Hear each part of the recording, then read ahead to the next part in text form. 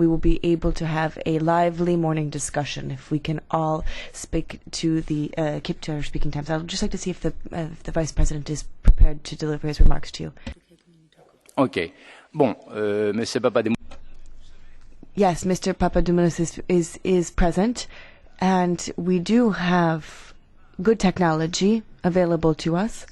Having said that, we can run into a few hiccups here and there. Obviously, technology is a great tool, and it means that we can communicate with people who are not on site. But at the same time, we have to just take care to make sure that everything is up and running before we begin. It seems that everything is ready. Please, if you would like to raise a question, raise your hand.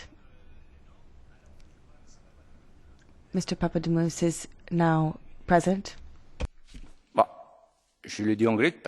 I'll have to state it in English because then he'll be able to. Bonjour, Monsieur Papa. Good morning, Mr. Papadimoulis. Can you hear us? Can you see us?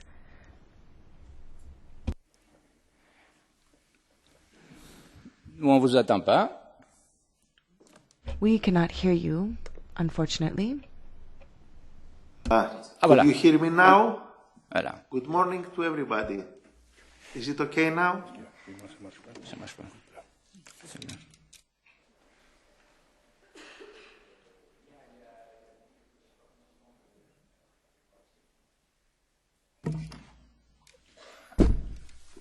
Alors, très bien. Merci beaucoup.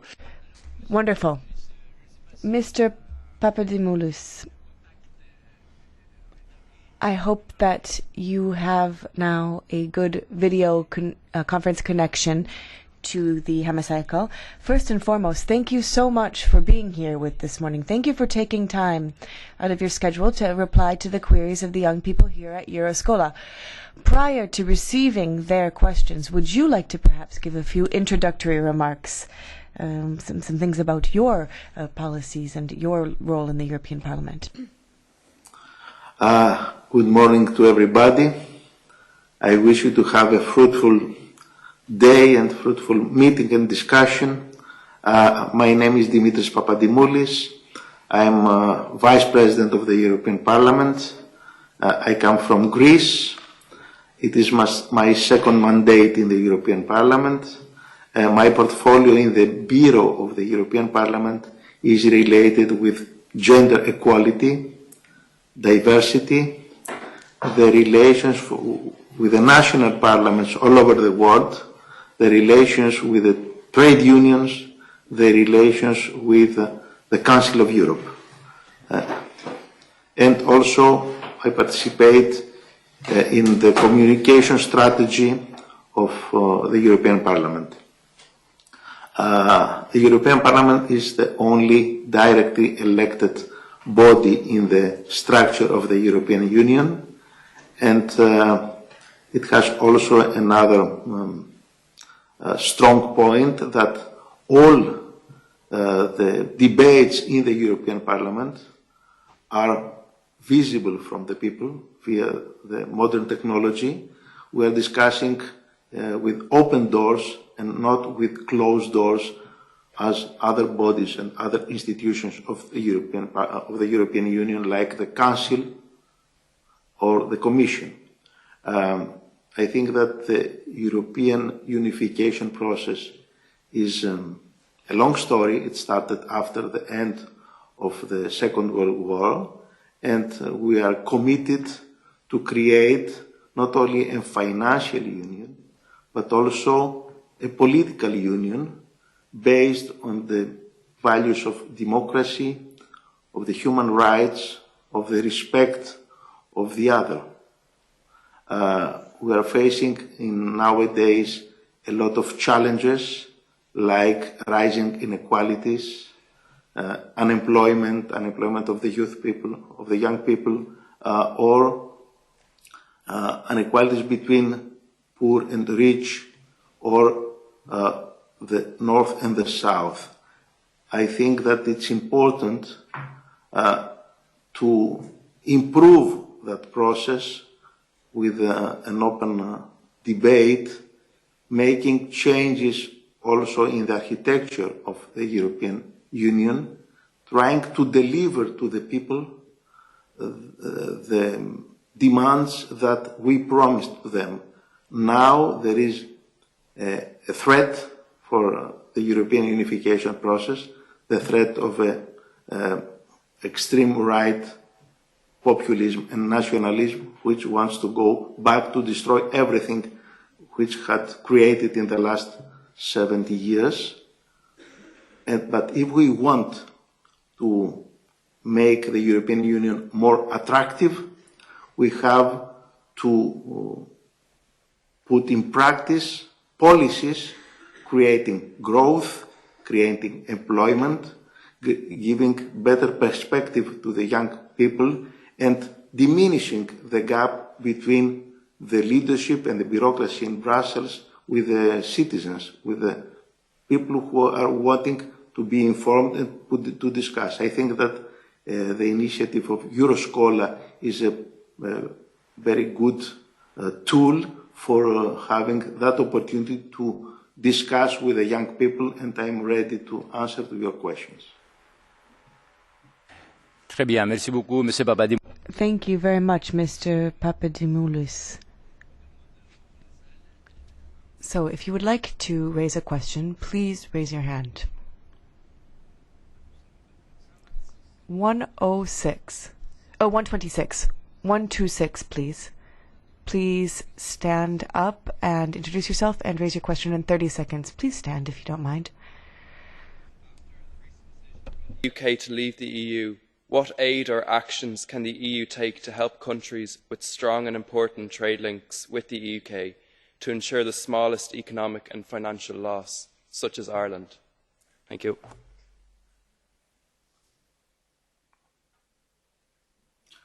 Thank you for your question. It is important to support all the citizens who are facing threats and they are feeling unsafe after the challenge of Brexit.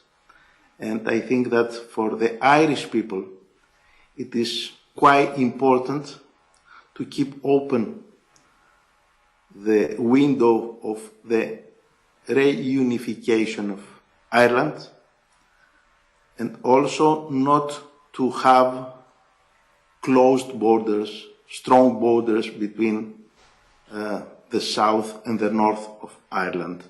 It is important to ensure that we will continue to have free movement of people, free movement of goods, good relations in terms of that free movement, and also to keep the peace process, which is based in the Good Friday Agreement.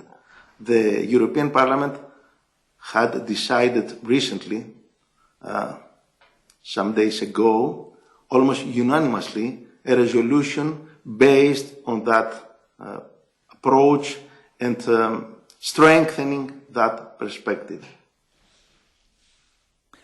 Bien, merci beaucoup, Monsieur Papadimoulis. Thank you very much, Mr. Papadimoulis. Who else would like to raise a question? I should just like to inform you that when Mr. Papadimoulis is giving his answer to your query, you can raise your hand. Then we can draft a list of those who would like to speak. 491, please. Hello. Thank you for choosing me. My name's Sergey. I'm from Lithuania. And I believe my question concerns all of us gathered here today. It is related with the employment in the future. In our days, technology is advancing at mind-blowing speeds. And thus, it's not surprising to begin wondering, when will it, in the form of automation, replace us? What do we do then? And how well is the European Union prepared for it? Is it perhaps working towards a universal salary? It's a very good question. I think that we have to invest in innovation, in education, in order to be prepared for the new phase of the economy with a large extent of using robots and so on. This could be a challenge for the people not to lose their jobs, but to work in a better atmosphere, in a better environment. 2 centuries ago, when we have the Industrial Revolution, there was a fear that the engines could replace the human resources. It didn't happen. The crucial challenge is to modernize our economy, to invest in the young people, improving the education, improving the innovation, improving the modernization of the administration, and giving new opportunities to the young people like startups. It's up to us also to use that opportunity in order to increase the social pillar of the economy, strengthening the social state, creating new services.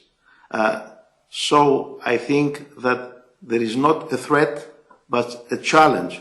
The new technologies are pushing us towards a direction of creating new jobs in the new era. Très bien, merci. Thank you yet again, Mr. Papadimoulis. 486, please. You have the floor.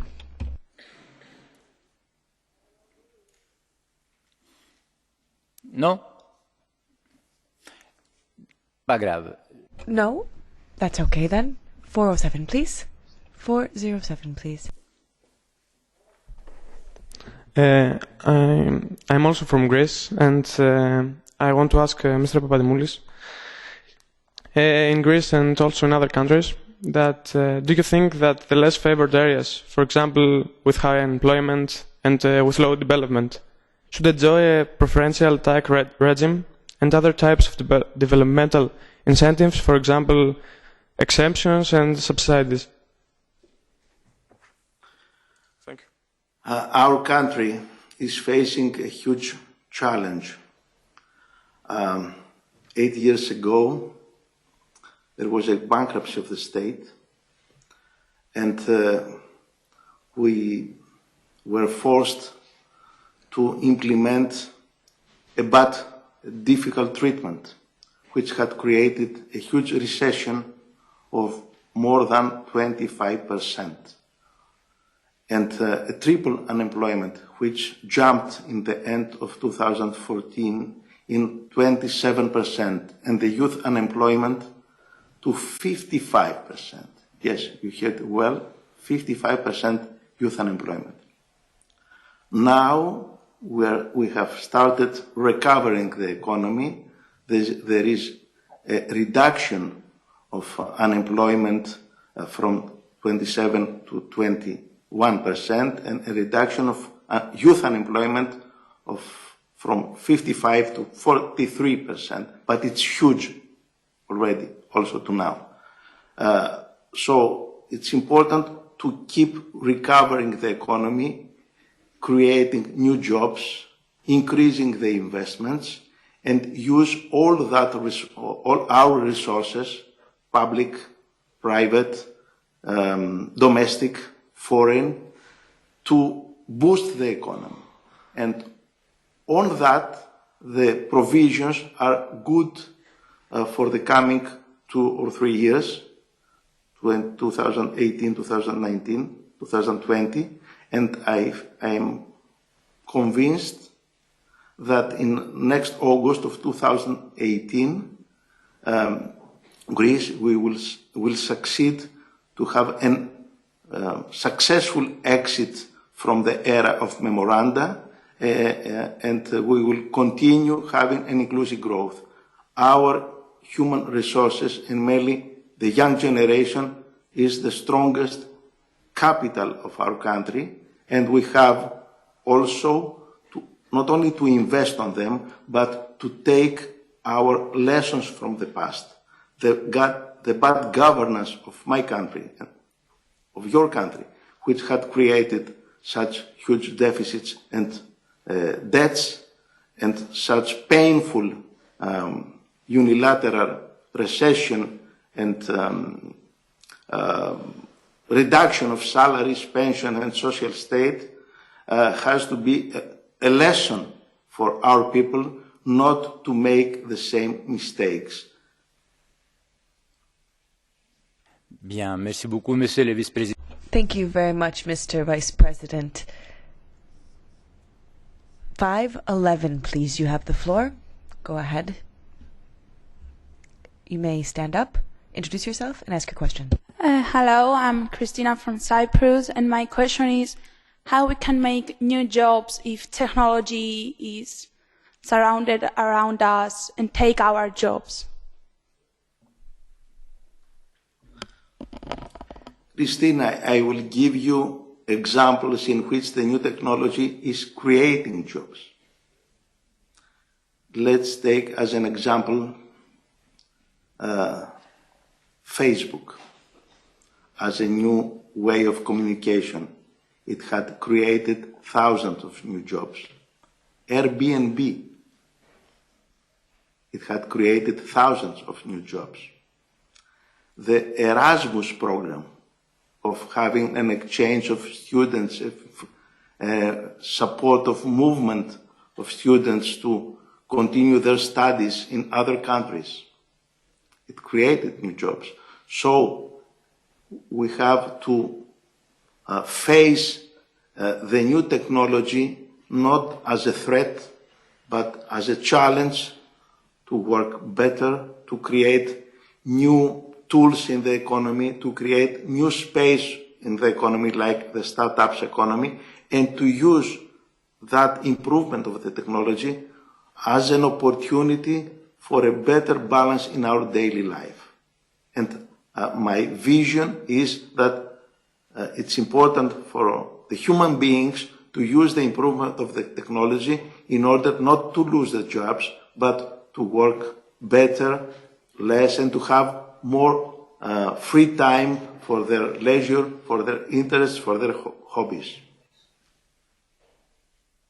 Merci beaucoup, Monsieur. Thank you very much, Mr. Vice President. 252, please. I'd like to give you the floor, and I am making sure to respect gender equality because Mr. Papadimoulis has gender equality in his portfolio. Go ahead. Rising tensions between two countries posting to have nuclear weapons. How is your take on maintaining peaceful acts between these countries in Europe? Could you be more specific and concrete about that? North Korea. Could you tell names about the countries?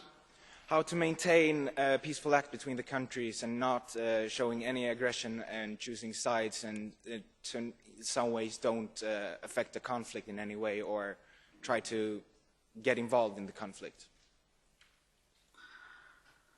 We are living in a very unstable and unsafe era. Our planet is facing a lot of threats, and I think that the European Union has to play stronger than now its role as a push factor for peace, for stability, and for giving political, peaceful solutions with discussion, with debate, with compromises, not with war.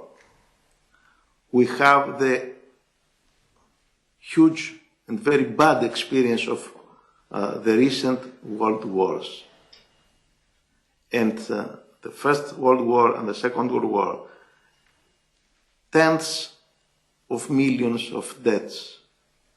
And the large majority of them in our continent, in Europe. So we have to use the tool of dialogue and of politics and of democracy, which was founded in my country, in Greece, 1,000 years ago, instead of using nuclear weapons or making war. Make love, not war. It was a very famous phrase from the young generation some decades ago in the USA when there was a strong movement against the war between USA and Vietnam. Merci beaucoup, Monsieur le Vice-président. Donc, Thank you. Now 774. Somebody right at the back over there. I'm Žiga Mikiš from Slovenia. Actually, I believe that's a pretty popular team right now. And I was really concerned when I saw the violence of human rights, the violation of human rights in Spain, in the European Union, in Catalonia to be specific. I would just like to ask you, what is your personal opinion about it, about the reaction of the European Union to that violation of some human rights, and what is your personal opinion about it? Thank you. My personal opinion is clear. This use of violence with plastic bullets, with the police, with injured people, almost 1,000, was brutal, totally unacceptable. When we have a political problem to be solved between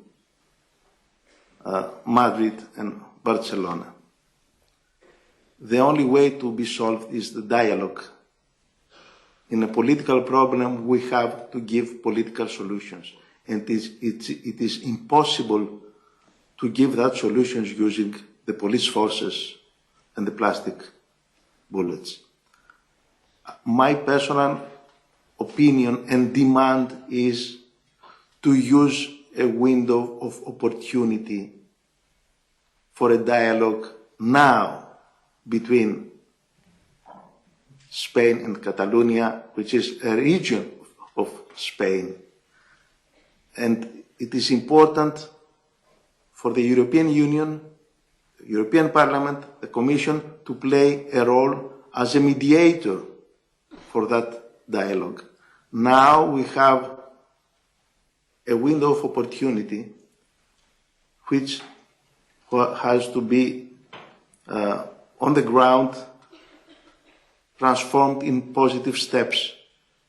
No unilateral decisions, either from Puigdemont, either from Rajoy, but dialogue. We have to understand that there are people in Catalonia who want to be at the same time Catalans, Spanish, and Europeans.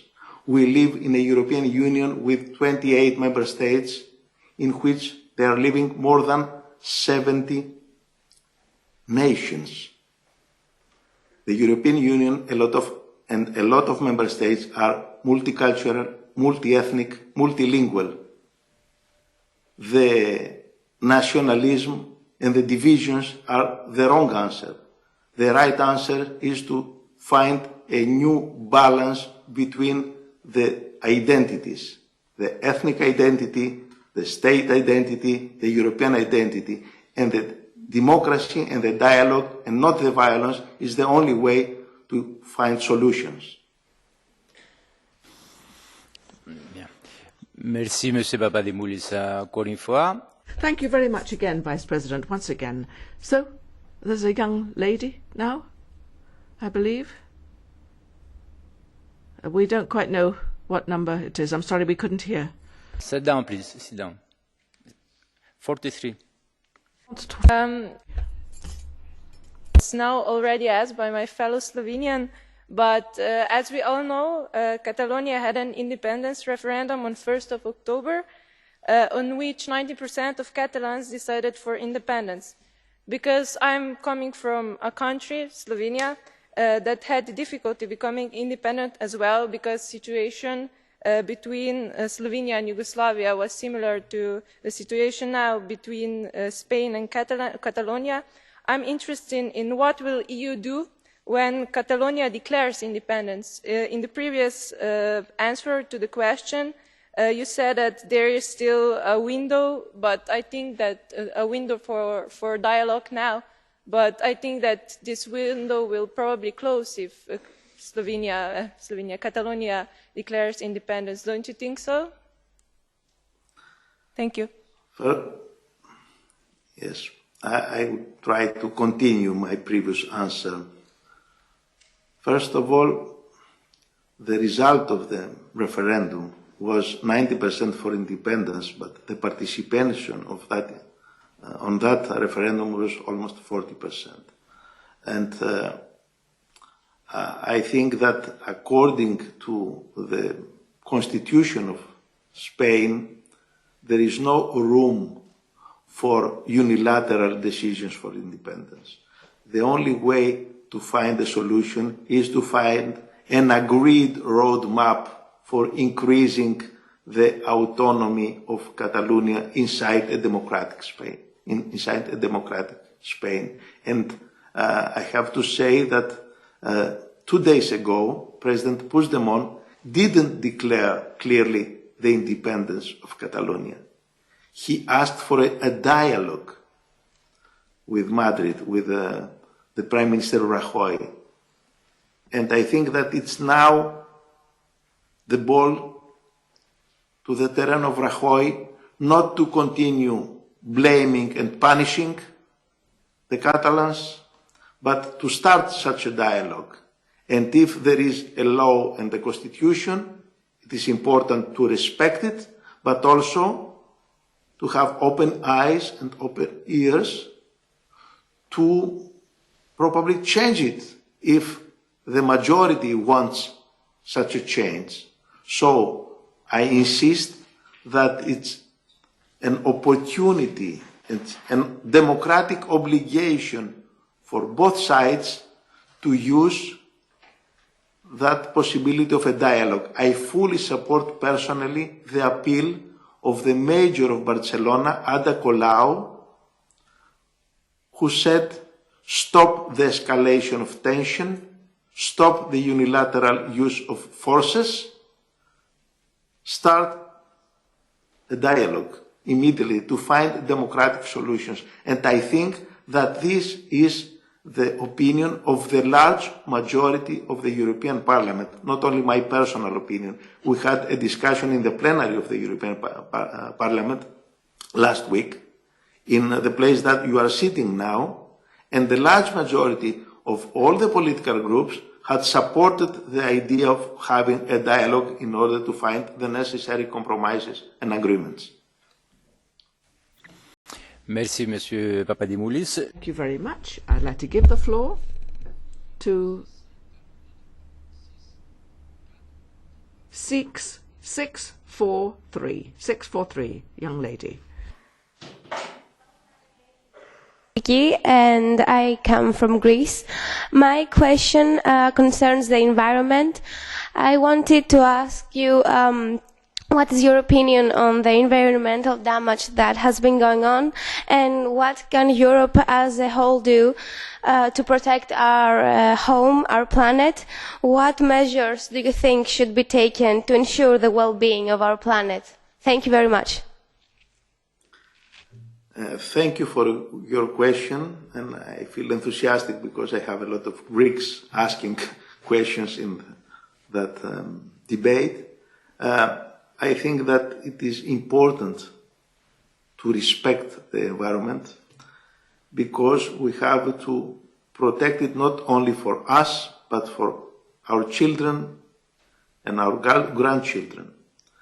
And the environment is facing a lot of threats, and we succeeded after a lot of difficulties and a lot of negotiations to find a global agreement about that, the Paris Agreement. The European Union has to implement that agreement and has to be a pioneer for implementing that agreement all over the world. It is a pity that the new administration in the USA, President Trump, decided unilaterally to give up from that agreement. But I think that all the others have to insist in implementing that agreement.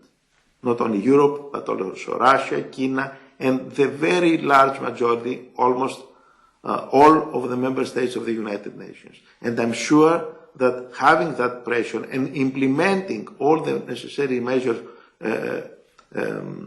which are necessary in order to protect our environment, we could succeed also to convince the USA to be re-engaged in the implementation of the Paris Agreement. But the protection of the environment is not only a matter of international agreements or of legislation.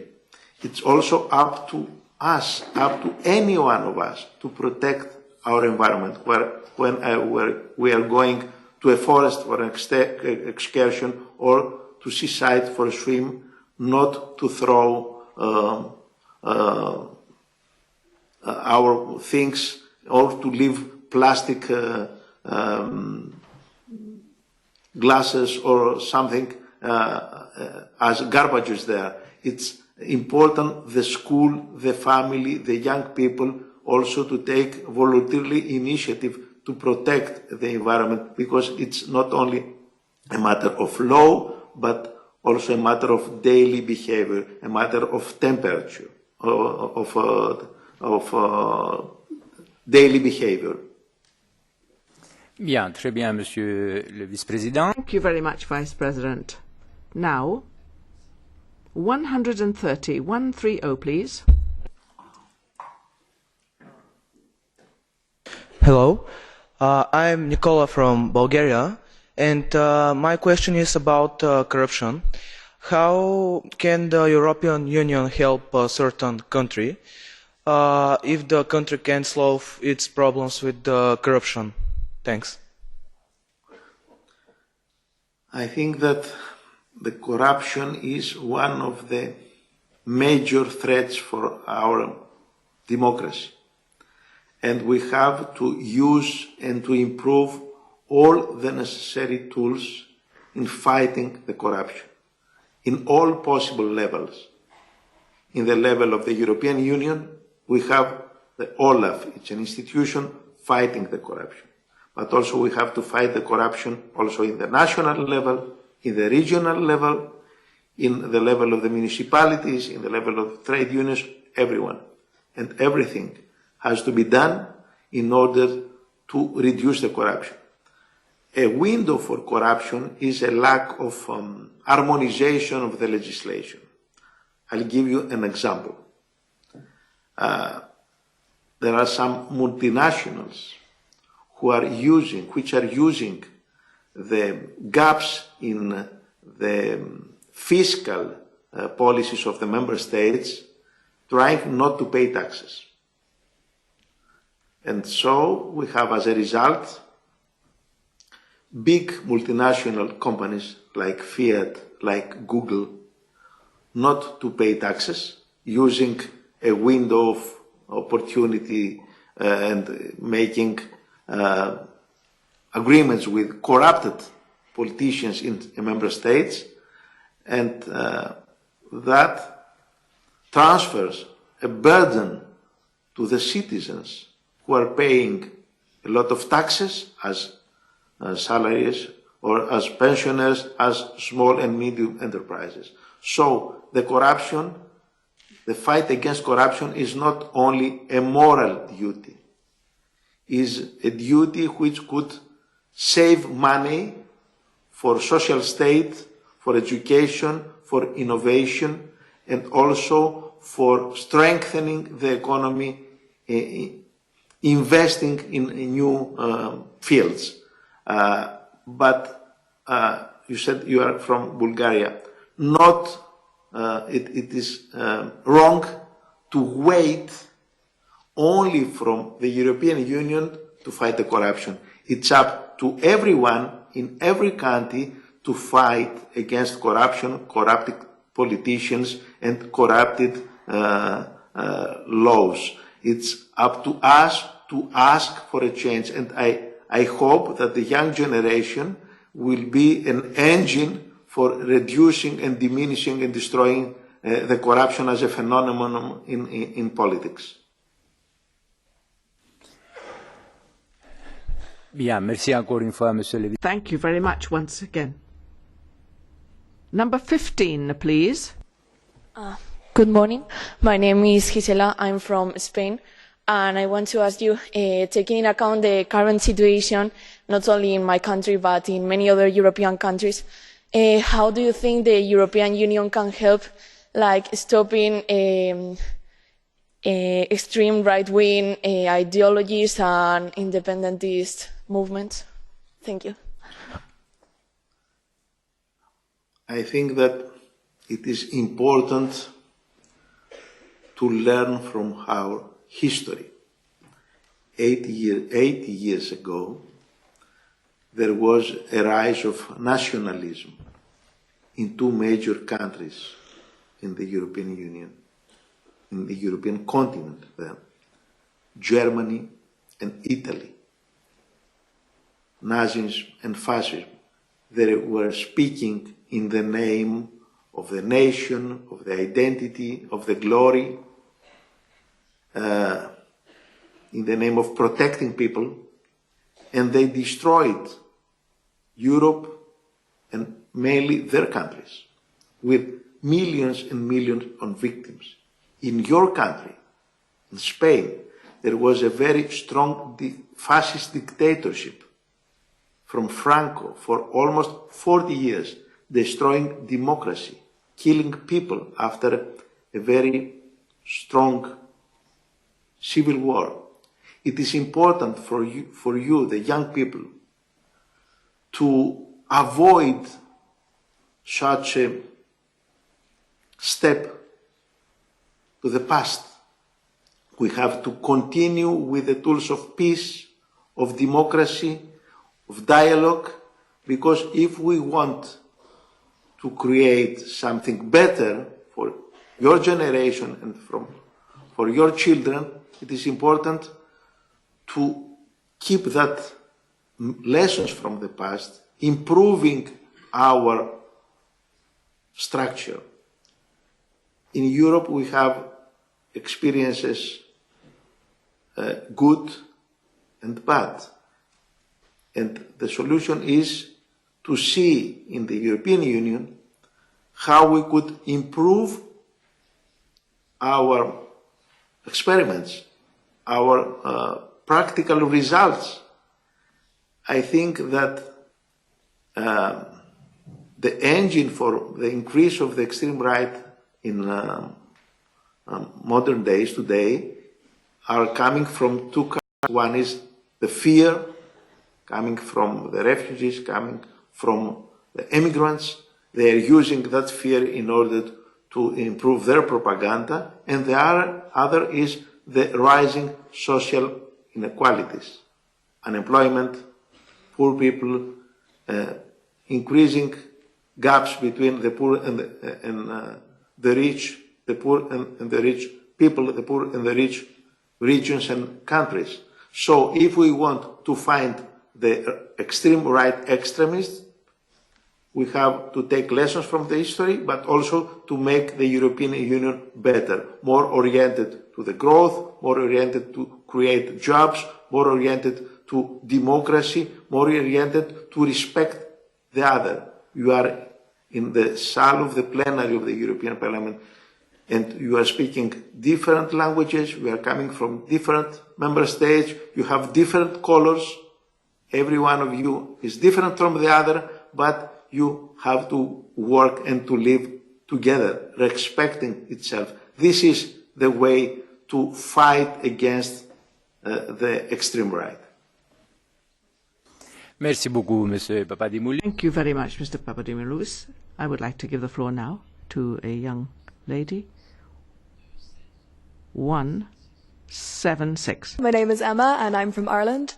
In respect to your department, sir, and in alignment with the Sustainable Development Goals, how does the EU's development aid budget address the issue of gender inequality in Europe and in developing countries? Thank you very much.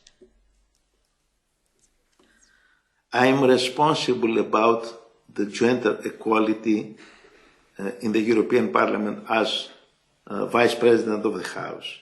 And I have to say that I am disappointed with the progress that we are making in the gender equality. Yesterday, it was presented an index showing the progress that we made during the last 10 years. And the situation is totally insufficient. The remaining gap is huge. Better situation is in the Nordic countries, in Sweden, in Finland, in Denmark. Worse in the south, in Italy, in Greece, in Cyprus, in Spain. We have to work more for strengthening the gender equality in all possible levels. Decision-making process, more women in the leadership. Life balance, stronger social state in order to give the opportunity to the women to combine family and kids with career.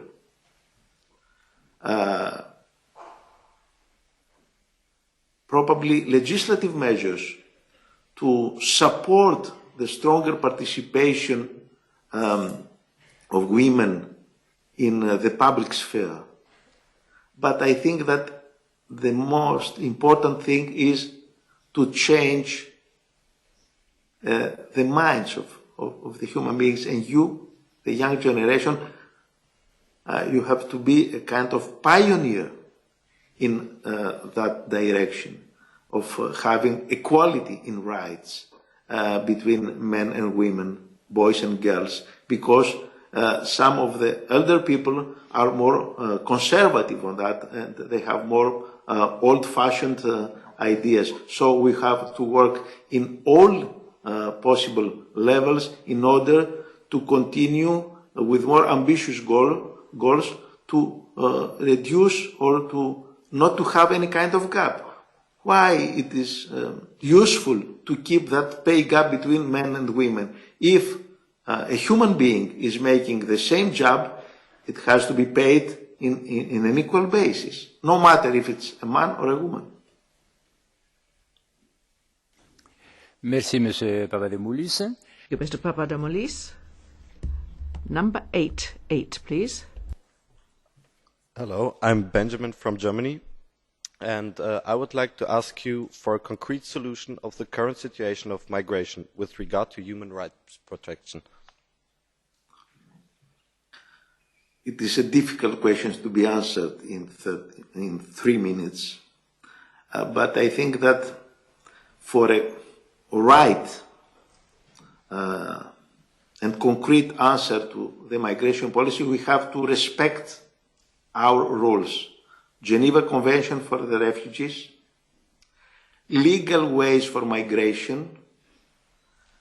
It has to be understood that all the human beings has to have not only rights but also obligations. And if we see the larger map, I think that a union of 500 million people, it is more or less easy to give solutions to a problem of 1,500,000 refugees. But for that, we have to have solidarity between us.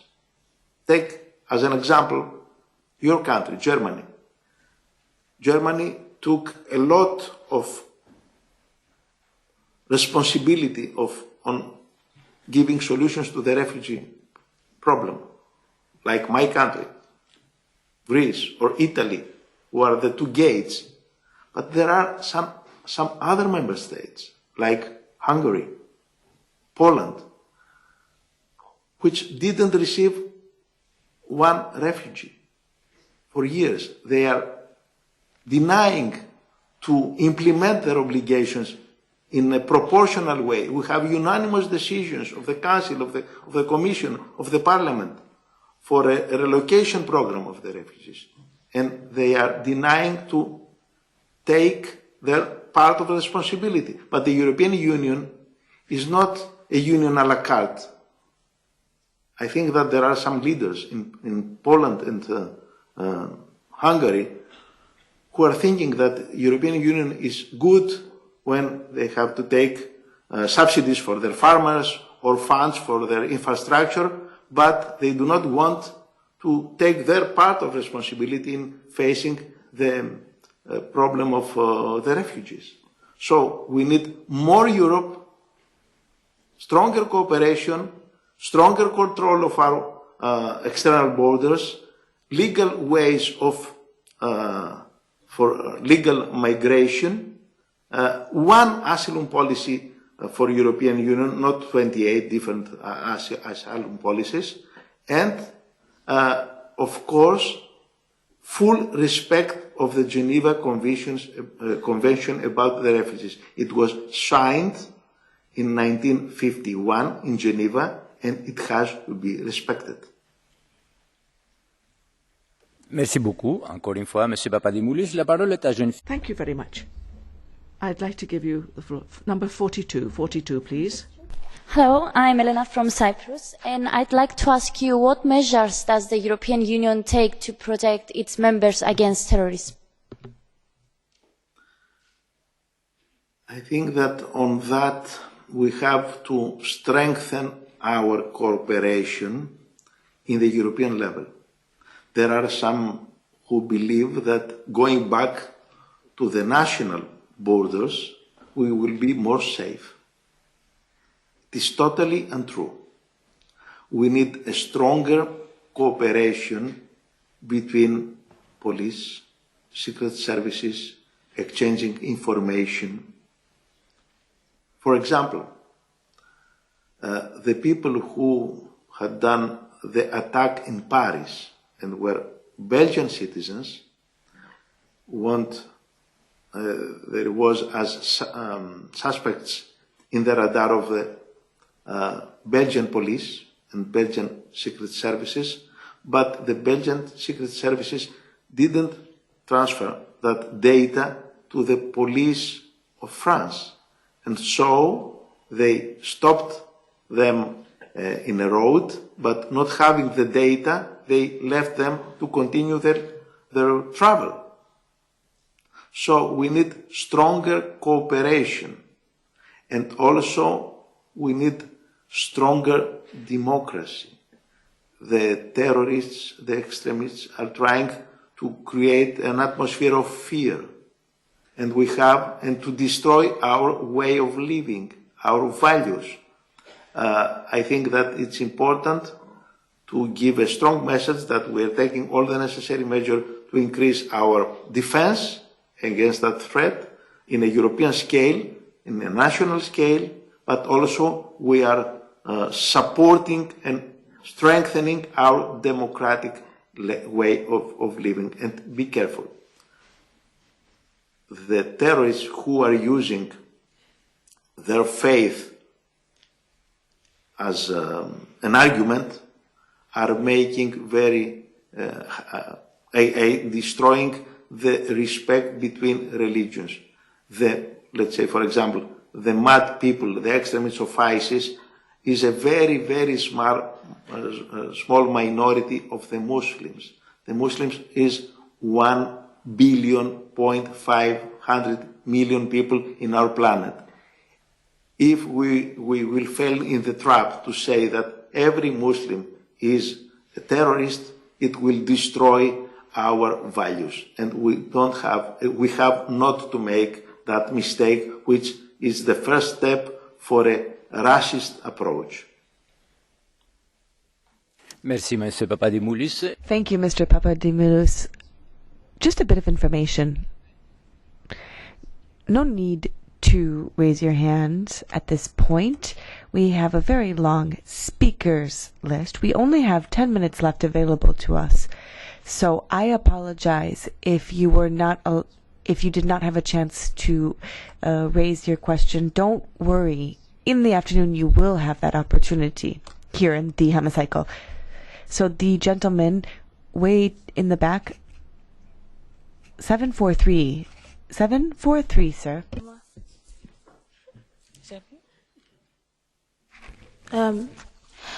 Bonjour, je m'appelle Sharina. Hello, my name is Sharina. I'm from France. A question. on immigration and integration. Now, what you have stated has led me to believe that there's not enough solidarity in Europe. So how do you believe that we will be able to come up with a harmonious integration of migrants into European society? Thank you.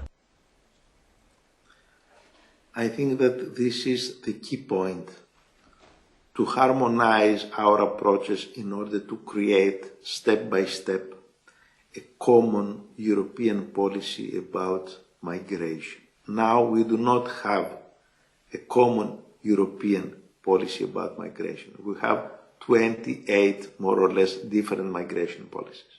And we need to have, it is urgently to have a migration policy because our continent and our Europe is becoming older and older. We need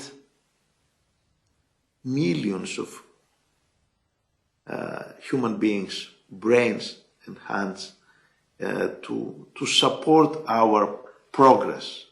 And there are also parts of the planet in which millions of people want desperately to come in our continent, in our union, to live with their relatives. So we have to create rules. And it's important with rights, but also with obligations. And it's important also for another reason. There are a lot of countries, including your country, France, in which a big part of their numbers has an origin from migrants. So it is important to understand that already we have multinational, multicultural, multilingual democracies. And we have to find solutions respecting the values of the European Union and the human rights which were described and has to be respected from the United Nations. This is a crucial point. If we want to have a good future for our union, we have to not to try to find solutions in a racist approach, but in an open-minded, democratic approach. Merci, Monsieur. Thank you, Mr. Papadimoulis. Now, 127, please. You have the floor. Hi, my name is Royal, and I'm from Ireland also. I noticed that a new set of goals called the Sustainable Development Goals were brought about in 2015 as the Millennium Development Goals of 2000 were incomplete. I wanted to ask, what could we do as a union to ensure that these goals, these SDGs, are met and are not reinvented as a new set of goals in 2030, as these ones were too ambitious? Thank you. Thank you too. It is a very good question, because if we see the agreed goals and the results up to now, we will see that in some goals of increasing the social state, the inclusive growth, the public education, the public health, the decrease of existing inequalities, we failed to achieve our goals. Why? Because until now, we didn't give the necessary money from our budget, and that creates an obligation for a restructure of the budget and for a reprioritization of the budget, strengthening the European budget. It is impossible to succeed in that goals without money. So it is impossible to continue improving our union and giving to the European budget less than 1% of the European GDP. The USA is giving to their federal budget 20% of their GDP. You could compare 1 to 20. From the other side, it's a matter of political will. There is a it's a strong necessity to cover a huge gap between words and real action of the governments and of the European leadership. There are a lot of words, a lot of rhetoric for succeeding that goals, but if you see the real action, it's totally incapable to succeed that goals. For example, new opportunities for creation of jobs for the young generation, only 6 or 7 billion euros to that goal. It's totally incapable in order to reduce quickly the youth unemployment. So my answer is that there is a lot of work to be done in order not to have a failure in succeeding that goals, and that needs more money to that fields and stronger political will and stronger political commitment. Now, I do believe that we have come to the conclusion of this debate. One last question. The very last question. 735, please. That individual, 735, that individual has been raising their hand for a while.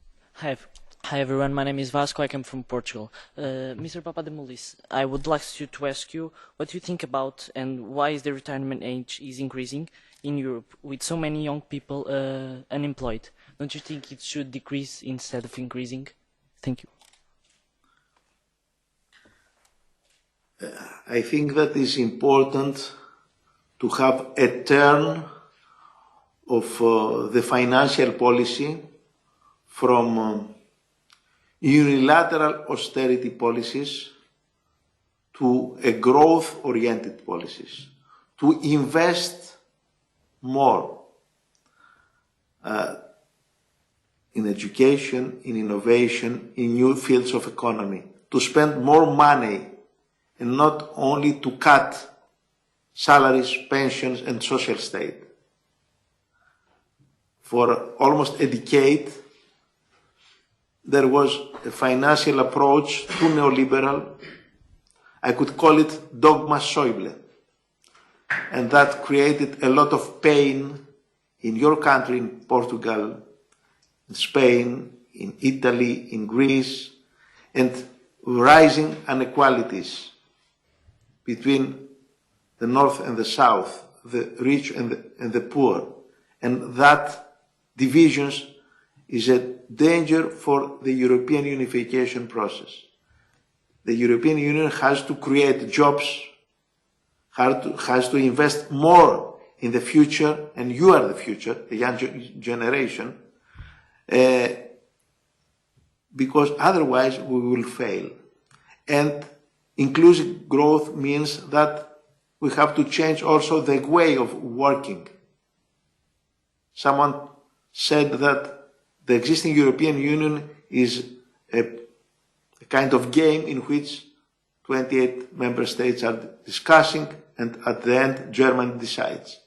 We have to change that behavior. I strongly believe in a more European Germany than a German-oriented Europe. And I think that it is important also for the German leaders to understand that the 2/3 of their exports are going to the European South. If we will not create a possibility for a growth of the South, including Spain, Portugal, Greece, Italy, there will be also a failure for the strong German engine of the economy. It's up to now to change a lot of things in the European unification process in order to have a win-win approach. And creating employment and more jobs with SMEs, small and medium enterprises, startups and so on, spending more money and investing more money in the young generation, in education, in innovation, is the only way to succeed it. Merci beaucoup, Monsieur. Thank you very much, Mr. Papadimoulis. That brings us now to a conclusion of this question and answer session. We, of course, would like to thank our Vice President. Before he departs, I should just like to give him the opportunity to make a general conclusion to this session with young Europeans. Sir, if you would like to make some concluding remarks, 1 minute perhaps for that. Go ahead, sir. I'm happy for that debate. I am, after that debate, more optimistic about our future because you are our future. And I think that the young generation has to be more active in politics, not only in your life, but in the public sphere. And I think that some of you were well prepared with papers, and some of you probably, you could be in that hemicycle after 10 or 15 years or earlier, representing your countries, your people.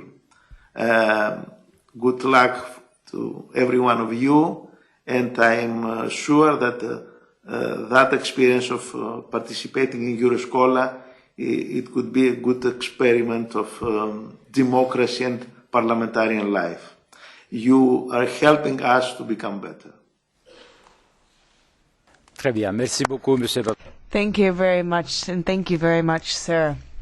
Mr. Papadimoulis.